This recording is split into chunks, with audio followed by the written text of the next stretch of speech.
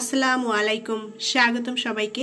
Cooking হাউসের আজকের আয়োজনে আপনাদের জন্য নিয়ে এসেছি গরুর গোশতের ভুনা। ঘরোয়া মশলা দিয়ে খুবই সহজভাবে আজকের এই গরুর গোশতের ভুনা রান্না আপনাদের সাথে শেয়ার করেছি। যে কেউ এই গরুর গোশতের ভুনাটা রান্না করে নিতে পারবেন। তাহলে চলুন আজকের গরুর গোশতের ভুনা কিভাবে রান্না করি সেটা দেখে নেই। রান্নার জন্য আমি এখানে 1 কেজি গরুর গোশত নিয়েছি, আর গোশত একটু ছোট টুকরো করে কেটে নিয়েছি। এখানে হাড়, তেল, চর্বি সহ নিয়েছি গোশতটা। চর্বিটাও আমি এভাবে একটু ছোট করে কেটে নিয়েছি। গরুর গোশতটা হাড়, তেল, চর্বি সহ রান্না করলে খেতে বেশি মজার হয়। গোশত ভালোভাবে ধুয়ে পানি ঝরিয়ে নিয়েছি। আমি এখানে নিয়েছি 8-9টা শুকনো মরিচ, 1 টেবিল চামচ আস্ত ধনিয়া, 1 টেবিল চামচ পরিমাণ আস্ত জিরা, সাথে নিয়েছি 4টা এলাচ, লবঙ্গ এবং 2 টুকরো দারচিনি, 1টা তেজপাতা। এখন এই মশলাটা একটু ভেজে নেব। মশলাটা একটু ভেজে নেব, অর্থাৎ টেলে নিতে হবে। হালকা টেলে নিয়ে তারপরে এই মশলাটাকে গুঁড়ো করে নেব। মশলাটা এভাবে টেলে নিয়ে তারপরে যদি গরুর গোশত রান্না করা হয় খুবই টেস্টি হয়। খুব বেশি ভেজে মশলাটা পুড়িয়ে ফেলা যাবে না, হালকা ভেজে নিতে হবে। চুলার আঁচ অল্প রেখে নেড়ে চেড়ে একটু ভেজে নেব।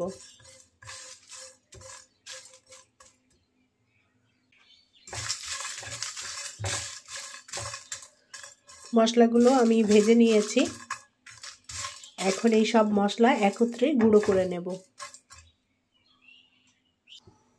প্যানে প্রথমে তেল দিয়ে দেব। রান্নার তেল নিয়েছি 2 টেবিল চামচ মতো, আর দিয়ে দেব সরিষার তেল 2 টেবিল চামচ।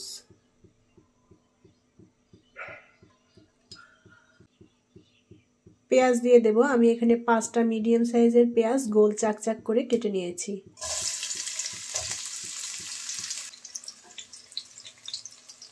গোটা গরম মশলা দেব। এখানে এলাচ, দারচিনি, লবঙ্গ আর সাথে নিয়েছি তেজপাতা।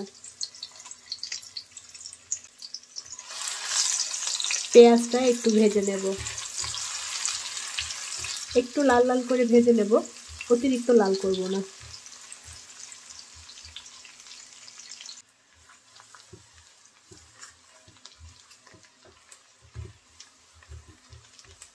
নেড়ে চেড়ে আমি পেঁয়াজটা একটু লাল লাল করে ভেজেছি।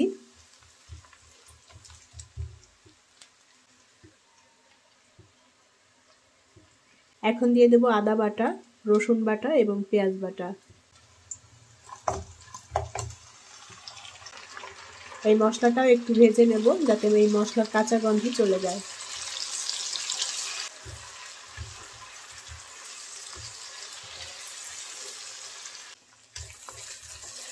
মশলাটা আমি ভালো করে ভেজে নিয়েছি।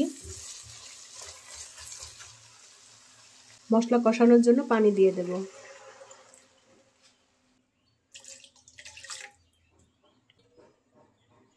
এখন দিয়ে দেব পরিমাণ মতো লবণ, 1/2 চা চামচের কম পরিমাণে দিয়ে দেব জয়ফল জয়ত্রীর গুঁড়ো, আর দিয়ে দেব হলুদের গুঁড়ো 1 চা চামচ।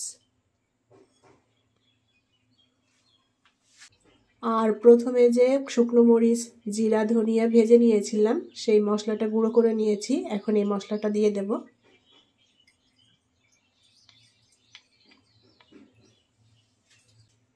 এখন এই মশলাটা ভালো করে কষিয়ে নেব।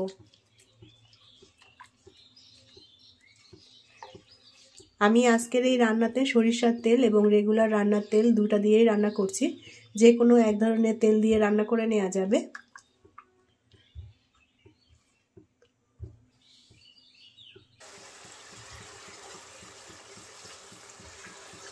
মশলাটা খুব ভালো করে কষিয়ে নিতে হবে, আর এই মশলা কষানোর উপরেই নির্ভর করে যে কোনো রান্নার স্বাদ।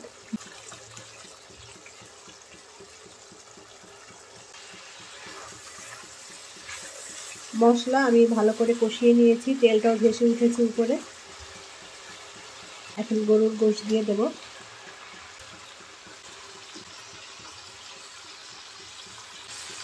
ভালো করে নেড়ে এখন মশলার সাথে মিলিয়ে নেব গোশতটা।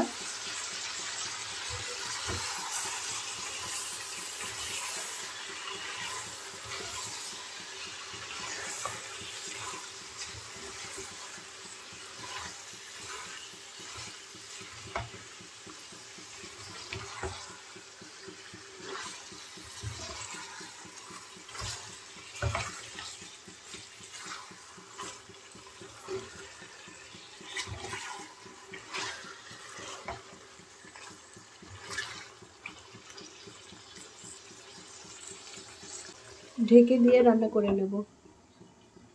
10 মিনিট ঢেকে রান্না করে নিয়েছি। উল্টাপাল্টা করে নেড়ে চেড়ে দেব।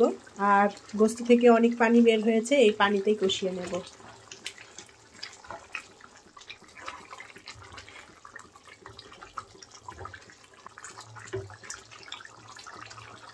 আবারও ঢেকে দিয়ে রান্না করে নেব।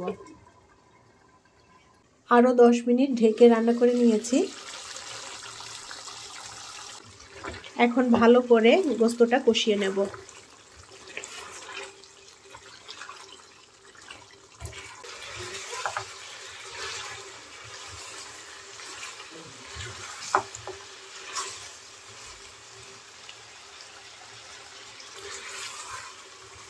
গোস্তটা আমি ভালো করে কষিয়ে নিয়েছি আর মশলাটা ভাজা ভাজা হয়ে গিয়েছে।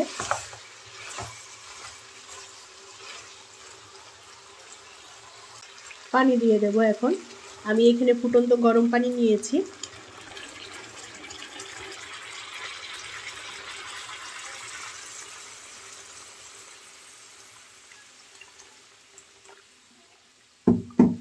গরম পানি দিলে মাংসের টেস্টটাও ভালো আসবে আর মাংসটা খুব সুন্দর মতো সেদ্ধ হয়ে যাবে।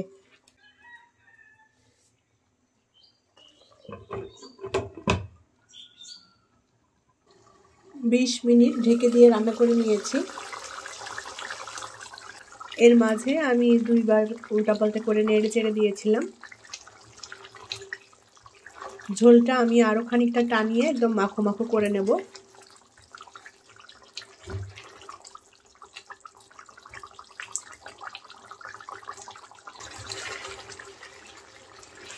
গরুর গোস্তের ভুনা রান্না করা হয়ে গিয়েছে। ঝোলটা টানিয়ে আমি মাখো মাখো করে নিয়েছি, এর থেকে আর বেশি টানাবো না। গোস্ত রান্না কমপ্লিট, এখন নামিয়ে নিয়ে পরিবেশন করব। তৈরি হয়ে গেল ঘরোয়া মশলা দিয়ে গরুর গোস্তের ভুনা। এই গরুর গোস্তের ভুনাটা রুটি, পরোটা, লুচি, সাদা ভাত, পোলাও, খিচুড়ি সব কিছুর সাথে দারুণ লাগে খেতে। খুবই সহজভাবে আজকের গরুর গোস্তের ভুনা রান্না আপনাদের সাথে শেয়ার করেছি। যে কেউ এভাবে রান্না করে নিতে পারবেন। আশা করছি ভালো লেগেছে আজকের গরুর গোস্তের ভুনা। রেসিপিটি যদি ভালো লাগে তাহলে প্লিজ লাইক, কমেন্ট এবং শেয়ার করবেন।